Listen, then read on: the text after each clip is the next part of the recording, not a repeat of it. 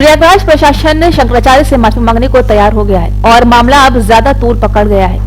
ये विवाद इसलिए बढ़ा है कि शंकराचार्य स्वामी अभिमुक्तेश्वरानंद सरस्वती ने माघ मेले में मौनी अमावस्या पर संगम स्नान के दौरान प्रशासन के रवैये को अपमान बताया था। इसके बाद 10 दिनों तक धरना दिया गया और अंत में बिना स्नान किए प्रयागराज छोड़कर वाराणसी चले गए। प्रशासन को बिल्कुल अंदाजा नहीं था कि वो इतनी जल्दी धरना खत्म कर चले जाएंगे। उन्हें लगा था कि वो माघ पूर्णिमा तक यहीं पर रहेंगे और तब मान जाएंगे, लेकिन ऐसा नहीं हुआ। इससे अफसरों के हाथ पांव फूल गए। शंकराचार्य के साथ विवाद की शुरुआत उस दिन हुई थी जब वो अपनी पालकी रथ लेकर संगम नोस की तरफ बढ़ रहे थे और सुरक्षा कारणों से प्रशासन ने उनसे रथ से उतरकर पैदल जाने को कहा। समर्थकों का रथ आगे बढ़ने पर पुलिस ने रोक दिया, जिससे धक्का मुक्की और तनाव हो गया। शंकराचार्य ने आरोप लगाया है कि उन्हें संगम पर स्नान से रोका गया और उनकी अनुयायियों से अनुचित व्यवहार किए गए।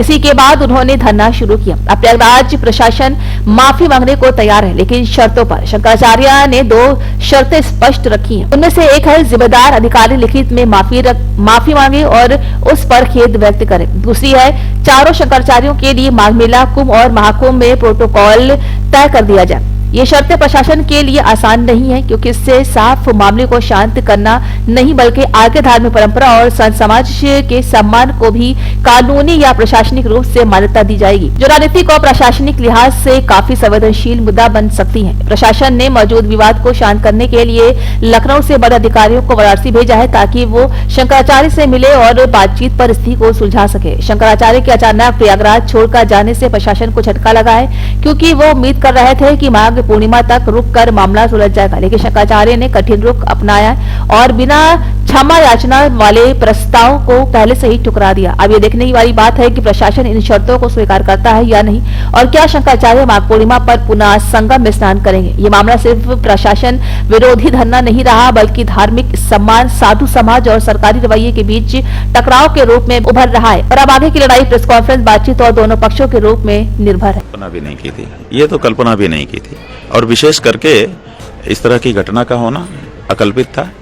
और फिर 11 दिन तक लगातार मौका देने के बाद भी अपनी भूल को, अपनी गलती को, अपने अपराध को न सुधारना, ये तो मतलब कल्पना करने पर भी नहीं कल्पना हो पाती ऐसी। क्या इसके पीछे की वजह क्या मानते हैं कि क्या सत्ता के मद में चूर है? नहीं, ये गौ हत्या बंद नहीं करना चाहते। जो मेन बात यह है कि भारतीय जनता पार्टी की, चाहे वो केंद्र की सरकार हो चाहे राज्य की सरकार हो, ये गौ हत्या बंद नहीं करना चाहते हैं। बस वो कहते हैं कि ये बात तेजी से उठा रहे हैं, इनकी बात को दबाओ, गौ हत्या बंदी की बात ना करे जाए। डिप्टी सीएम क्या लेट कर दिए आप तक अपना निवेदन? डिप्टी सीएम जो है, उन्होंने क्या लेट किया, क्या वो किया, वो तो उसी सरकार का ही अंग है ना। उनको हिम्मत करके आना चाहिए था। उन्होंने कहा कि हमें भेजा जाएगा तब हम आएंगे। इसका मतलब तुम्हारा कोई विवेक नहीं है।